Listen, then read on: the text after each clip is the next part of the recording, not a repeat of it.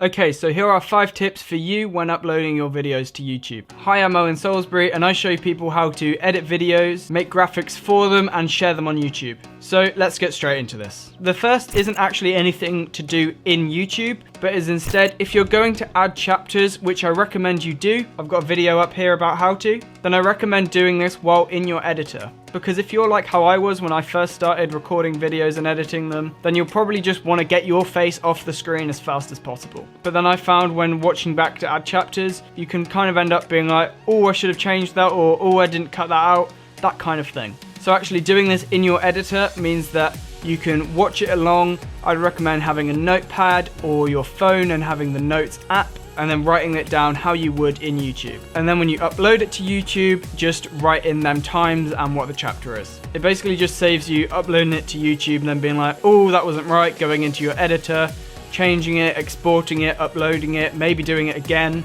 that kind of thing. The second tip is really just something that you need to be doing, and that is to set your upload defaults to either unlisted or private, so that when you upload you don't put them as public. Then you can do all of your optimizing your video and doing the title and description and everything before it's public. I've seen people that do this while they're public, but let's be real, who wants to watch a video that's called compilation.mov? And I'll give you a tip on that.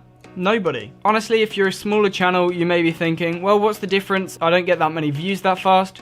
But it is a really good practice to get used to straight away, to upload it as unlisted or private, do everything that you need to, make it look nice, make it work, add all your tags, things like that, and then to make it public. It also means that people with notifications on get the notification that your, say, new Call of Duty compilation has been uploaded instead of compilation.mov. So yeah, that's something that you just kind of need to be doing. Next is to use as many tags as possible. Honestly, tags are one of the things that I see so many people not using, or just using a couple, but honestly, these are a big part of how your video gets found. If you're doing, say, a how-to video, then realistically, a lot of your views are going to come from search terms. But you need to add these tags for YouTube to realize, actually, this is an appropriate search term to put it in. So keep that in mind and use all 500 characters, or as much as possible. Because tags aren't actually visible to other people unless they're using something like TubeBuddy or vidIQ that they can then look and see what tags you've got. So for something that's not visible, I'd say use them all. They're really just use them or lose them.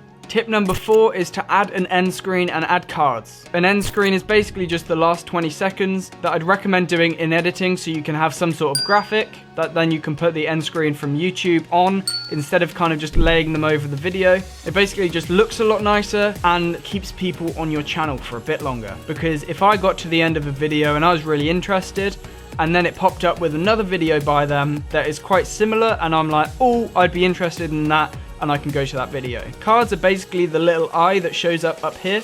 And again, they're really useful for keeping people on your channel. So say if for me, I wanted to put this subscribe animation up, I've actually made a video saying of how I made that subscribe animation. So then for it to pop up here saying, check out how I made this, is actually really useful. Okay, so tip number 5 is to, if possible, add it to a playlist. Honestly, playlists can be so powerful as it means that they can autoplay onto your next video. It's also just a really good way of grouping your channel page, and so you can select a playlist. So for me, I have my Getting Started with Filmora playlist and my Video Graphics and Keynote playlist, and things like that, that basically just separate all my videos into what people could be interested in. Okay, and now for your bonus tip. And this is to, a month later or whenever possible, basically just give it a bit of time for you to be able to have your analytics, is to come back and add cards before your dips. Now, if you don't get what I mean by dips, then just go into your videos, YouTube Studio, and then in the overview, it will say key moments for audience retention, and will basically say your intro or what it thinks is the intro, and then we'll say spikes, which is where people suddenly started to view a bit more, and then dips where people suddenly dropped off. If you've got a part where people just lost interest, then try and put a card maybe 30 seconds before it with a video that you think they will be interested in, to actually just try and keep them on your channel. Because if they're gonna leave your video, why not get them to go to another one of yours? Okay, so that's all my tips for this video. If you enjoyed it, please like the video and consider subscribing, as it really helps out the channel and means we can make more videos like this. So thank you for watching, and I'll see you next time. Bye.